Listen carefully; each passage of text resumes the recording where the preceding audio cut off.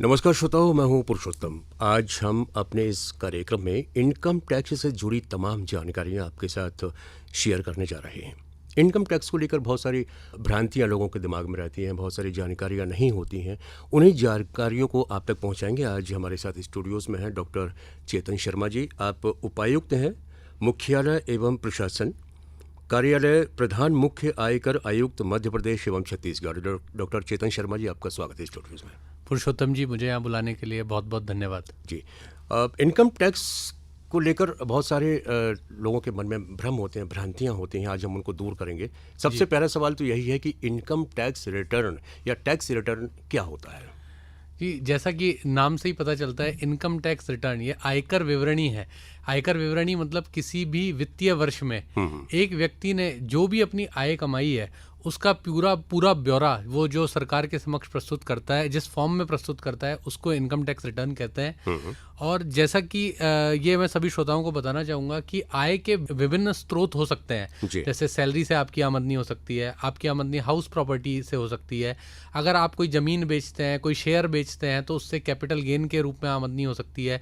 इसके अलावा ब्याज, डिविडेंड, बिजनेस अगर आप करते हैं तो उससे कोई इनकम हो सकती है। तो इन सभी तरह की विभिन्न प्रकार की आय का जो लेखा जोखा है उसको जिस फॉर्म में भरकर हम सरकार के समक्ष देते हैं वो इनकम टैक्स रिटर्न कहा जाता है। जी, यानी कि जो भी आपकी इनकम हो उसका आपको टैक्स देना है और वो टैक्स फिर देश के विकास में इस्तेमाल होता है। एक सवाल ये आता है कि इनकम टैक्स के दायरे में कौन कौन आता है, किसकी कितनी इनकम होना चाहिए? क्या हर आदमी को इनकम टैक्स देना है, भले ही उसकी कितनी भी इनकम हो? नहीं, जैसा कि अगर आप आयकर जो कानून है, देश के आयकर कानून को अगर आप पढ़ेंगे तो उसमें यह है कि अगर आपकी एक बेसिक छूट सीमा है, अगर आपकी आय 2.5 लाख रुपए से कम की है तो उस स्थिति में आपके ऊपर कोई इनकम टैक्स नहीं लगता है।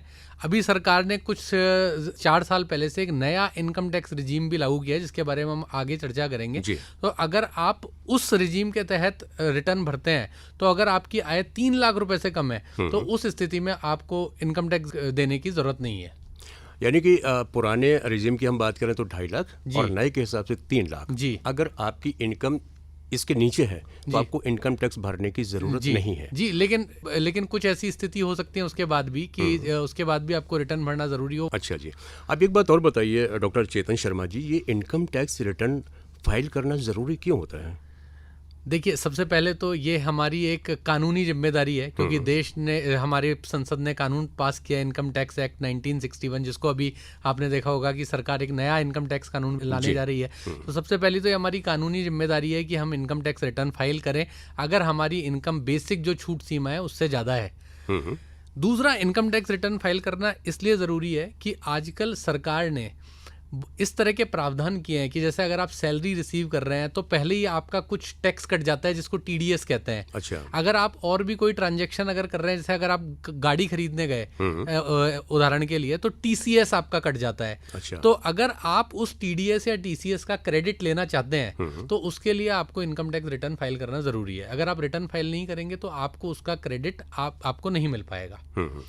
तीसरा, एक इनकम टैक्स रिटर्न एक इम्पॉर्टेंट दस्तावेज है जिसको बैंक और फाइनेंशियल इंस्टीट्यूशंस भी किसी भी व्यक्ति की फाइनेंशियल क्रेडिबिलिटी, क्रेडिट वर्दीनेस देखने के लिए जो है ज़रूरी मानती हैं। तो अगर किसी भी व्यवसायी को लोन लेना है, किसी इंडिविजुअल व्यक्ति को किसी भी प्रकार का लोन लेना है, तो ऐसे में उसका जो आईटीआर अगर उसने भरा हुआ है तो वो एक पुख्ता सबूत है।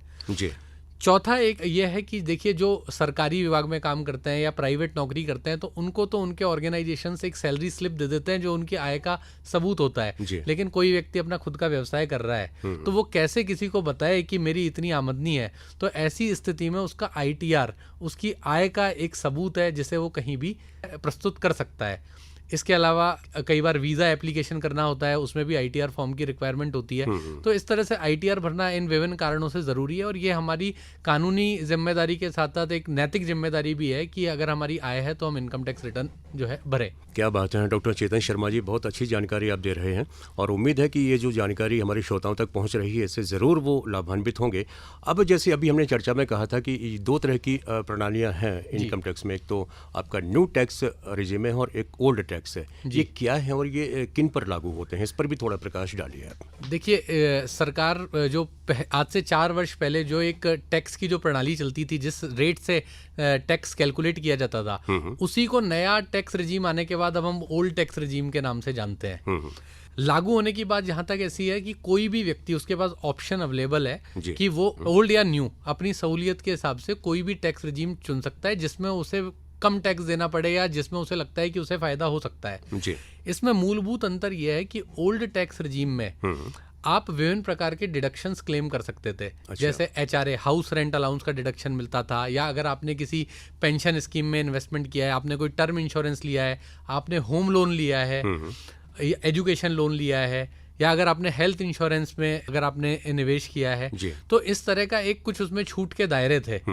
लेकिन सरकार ने अभी जो न्यू टैक्स रजीम है, उस न्यू टैक्स रजीम में इन छूट के दायरों को तो कम कर दिया है। अब इसमें छूट बहुत मिनिमम है, बहुत कम है, लेकिन टैक्स की जो रेट्स हैं उनको थोड़ा सा आकर्षक बनाया है, उनको थोड़ा सा कम किया है। जैसे पिछले बजट में हमारी माननीय वित्त मंत्री जी ने घोषणा की थी कि नए टैक्स रजीम के अनुसार अगर आपकी कुल आय 12,75,000 रुपए तक है तो उस स्थिति में आपको कोई टैक्स देने की आवश्यकता नहीं पड़ती है। तो ये इन दोनों व्यवस्थाओं में मुख्य अंतर है जी। अब एक साधारण आदमी की बात करें तो कोई भी व्यक्ति क्या अपने टैक्स की गणना खुद कर सकता है, और इनकम टैक्स जो विभाग है वो इसमें क्या मदद कर सकता है या करता है? जी देखिए, मैं आपको बताना चाहूँगा कि जो सरकार का इनकम टैक्स विभाग है वो ऐसा विभाग है जो सबसे ज़्यादा टेक्नोलॉजी का उपयोग अभी वर्तमान में कर रहा है जी। तो इसमें टैक्स पेयर्स के लिए बहुत सारी सुविधाएं दी हैं। सबसे पहले तो इनकम टैक्स डिपार्टमेंट का ई-फाइलिंग पोर्टल है, उसमें ऑटोमेटिकली प्री फिल्ड रिटर्न आता है। जो भी इंफॉर्मेशन सिस्टम के पास अवेलेबल है वो कोलेट होकर, इकट्ठी होकर अपने आप एक प्री फिल्ड रिटर्न तैयार करती है जी। और उसमें आपके टैक्स की गणना होकर आती है। उसमें आपका बैंक से ब्याज, कोई भी TDS की कटौती, TCS की कटौती, वो सब उसमें इंक्लूडेड रहता है। इसके अलावा विभाग ने अपनी वेबसाइट पर एक इनकम टैक्स कैलकुलेटर भी दिया हुआ है। अच्छा। तो उसमें कोई भी व्यक्ति जाकर उसमें अपनी समस्त आय डाले, उसमें जो भी वो छूट लेना चाहता है वो डाले, और वो टैक्स की गणना ओल्ड और न्यू दोनों टैक्स रिजीम के अनुसार कर सकता है, उनमें तुलना कर सकता है, और जिसमें उसको बेहतर लगता है उस हिसाब से वो अपना निर्णय ले सकता है। ये तो बड़ा आसान सा काम हो गया आजकल। जी। इसके अलावा विभाग ने एक आयकर सेतु ऐप भी लॉन्च किया है। अच्छा। तो उस ऐप को आप मोबाइल पर डाउनलोड करके सारी जानकारियां उसमें भर के भी आप अपने टैक्स की गणना कर सकते हैं। क्या बात है। अगर मान लीजिए जो आप बता रहे हैं, ये प्रोसेस तरीका बता रहे हैं, इसमें भी अगर कहीं कुछ गड़बड़ी हो जाती है, जो चीज़ जानकारी देनी चाहिए वो जानकारी नहीं दे पाए या कोई अतिरिक्त जानकारी दे दी, तो उसके बाद भी क्या रिवाइज कर सकते हैं, उसको संशोधन कर सकते हैं? जी। जैसे मैं आपको बताना चाहूँगा कि जो पिछला वित्तीय वर्ष था FY 2024-25, उसका रिटर्न भरने की तारीख अभी आ रही है। आखिरी तारीख 15 सितंबर 2025 अभी उसकी आखिरी तारीख तय की गई है।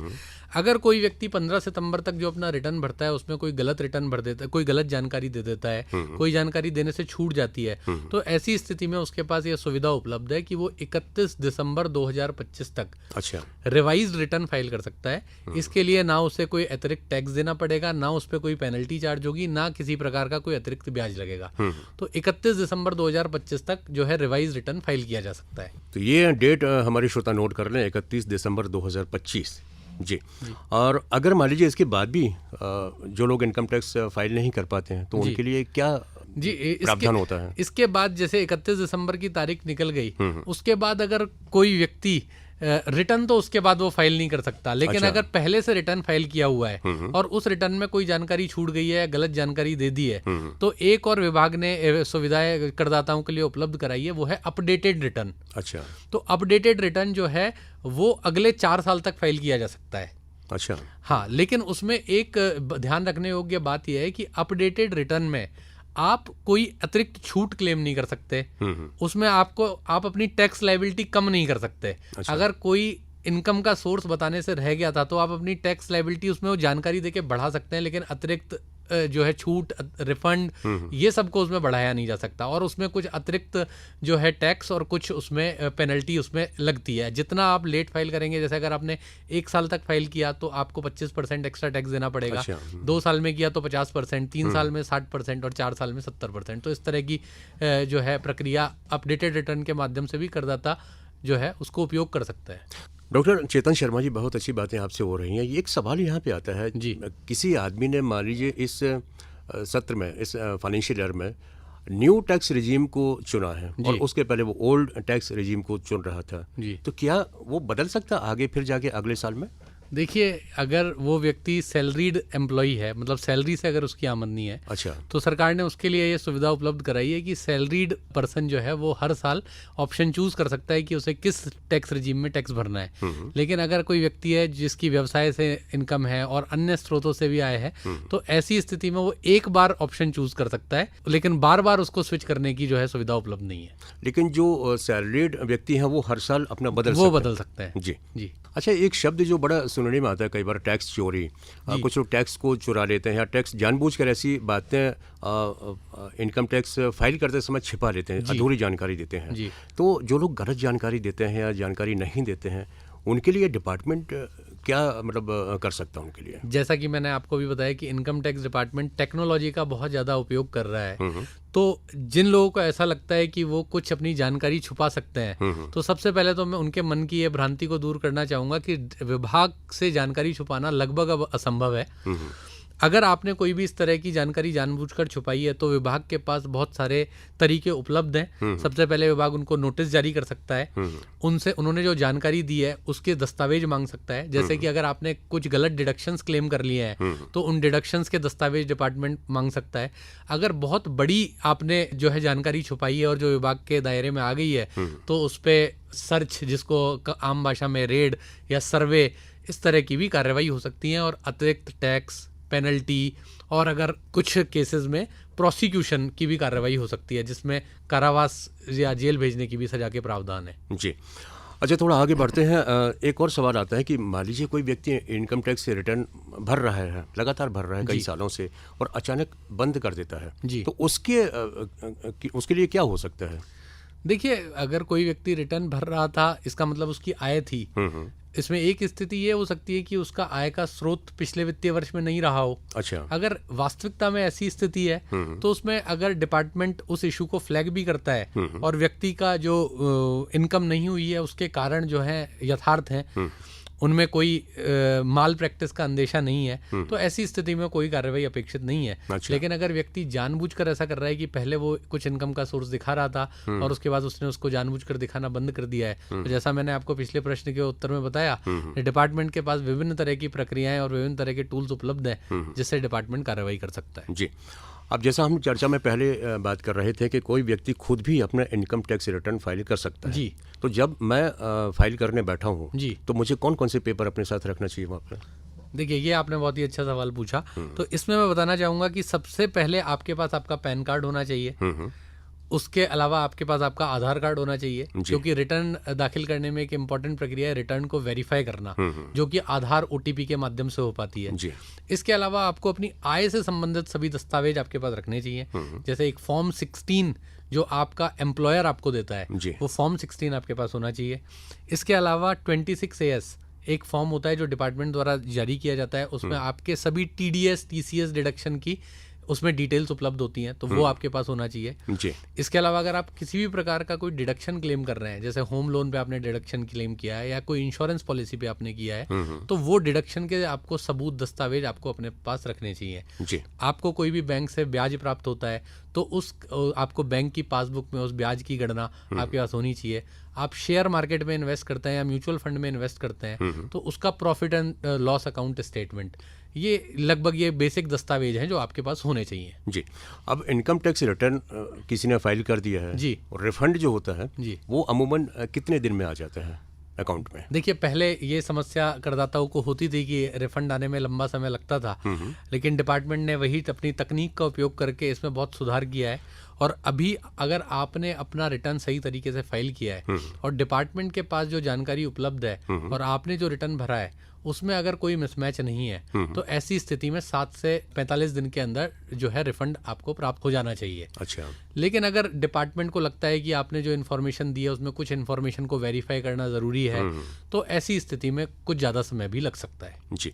डॉक्टर चेतन शर्मा जी, बहुत सारी बातें हुई हैं, और अब इसमें कोई ऐसी बात जो आप अपनी तरफ से हमारे श्रोताओं के साथ शेयर करना चाहते हो, या हमारे जो अभी सुन रहे हैं आपको श्रोताओं, उनसे कुछ कहना चाहते हो? जी, जी, मैं एक चीज़ मैं बताना चाहूँगा कि अभी जनरली ये ट्रेंड देखा गया है, जनरली मध्यम वर्गीय जो टैक्स पेयर है जी।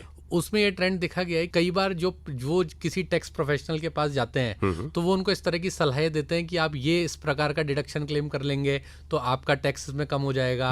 तो कई बार टैक्स पेयर जो है उनके बहकावे में आ जाता है। लेकिन मैं आपको बताना चाहूँगा कि डिपार्टमेंट अब इस चीज़ पर बहुत सख्त हो चुका है। मैं सबको ये सलाह देना चाहूँगा वही डिडक्शन आप क्लेम करें जो आपने वास्तविकता में जो है, जिसका आपके पास सबूत मौजूद है, जो आपने वास्तविकता में इन्वेस्टमेंट किया है। जी। किसी भी प्रकार का फर्जी डिडक्शन क्लेम ना करें, अन्यथा विभाग के द्वारा कार्रवाई की जा सकती है और विभाग ने इस पे कार्रवाई पूरे देश में की है। जी, यानी कि आप गड़बड़ी करें तो बच नहीं सकते भाई, आपको ईमानदारी से अपना टैक्स जो है देना है। और इतनी सारी जानकारियाँ आपने दी हैं, कुछ और कहेंगे अपने सुनने वालों से?